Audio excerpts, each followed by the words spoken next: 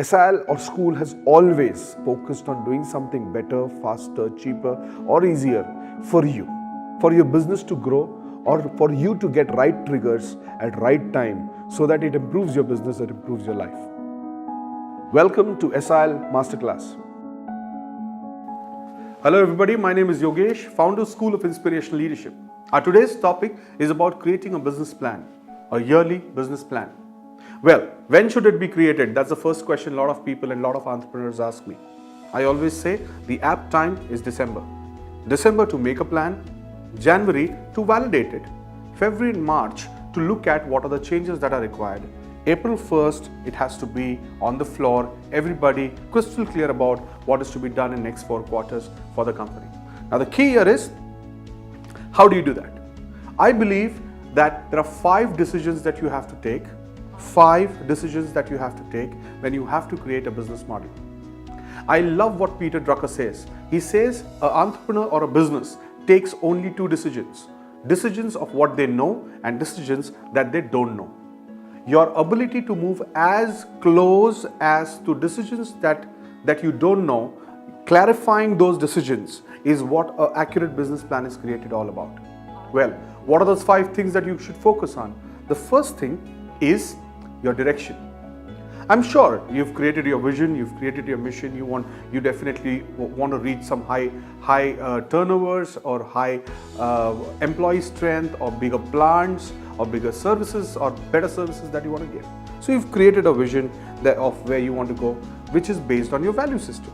Well, once you have your values and your vision being created, most of the organizations, and typically small organizations, fail in doing this recurring activity of business planning.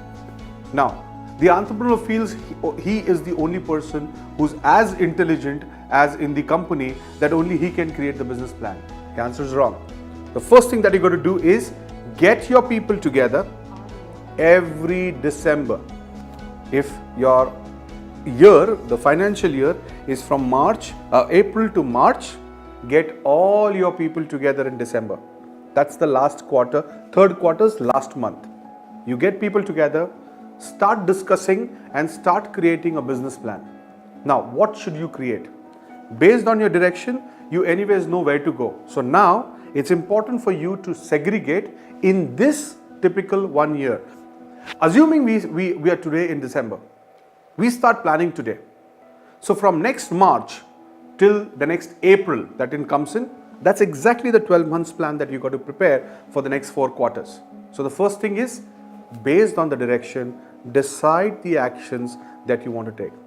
Do you want to focus on revenues this year? Do you want to focus on top line or bottom line? Do you want to focus on quality or customer service? Do you want to focus on reducing your cost of procurement?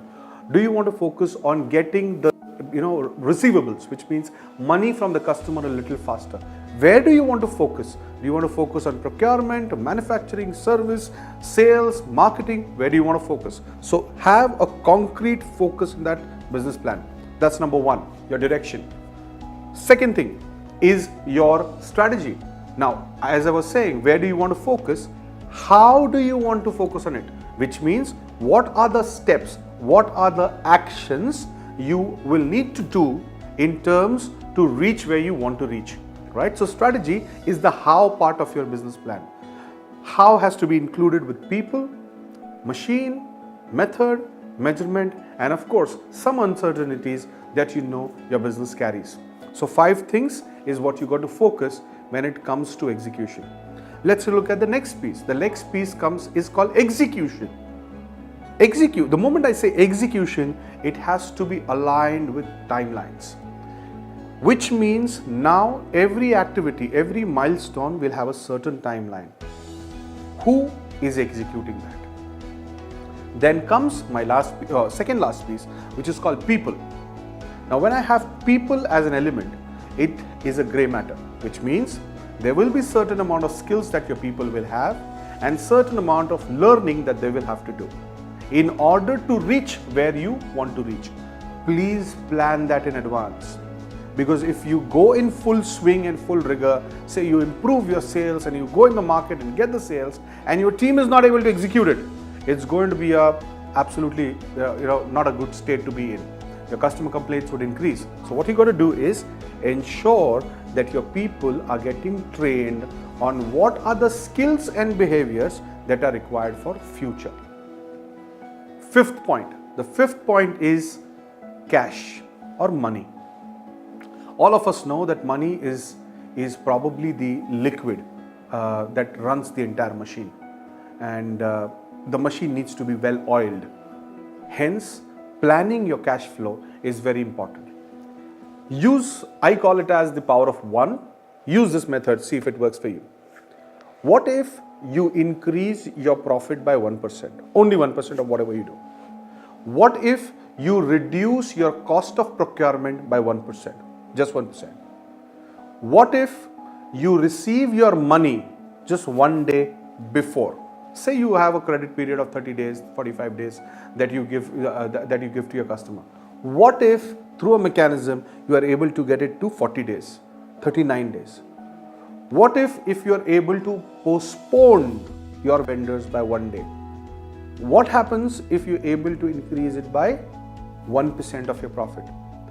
Ask yourself just 1%, either reduce or raise, to be done in your cash flow. Plan it well. If you have this kind of a business plan ready for the year, you can trust me. Even if you go to a banker and say this is what I want, the possibility that the banker listens to you is far high. That is going to create a bankable proposal for you. And trust me, bankers need a bankable proposal. Well, I'm going to talk about this is not a part of strategy or the business planning, but a very integral part. This is sixth part ideally. And the sixth part is a special mention called celebration. Never ever stop celebrating. Celebrate your success, celebrate your failure.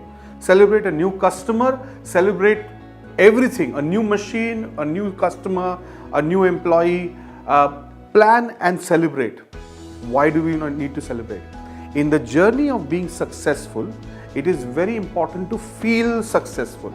If I don't feel successful, then the possibility of me being successful is very, very low.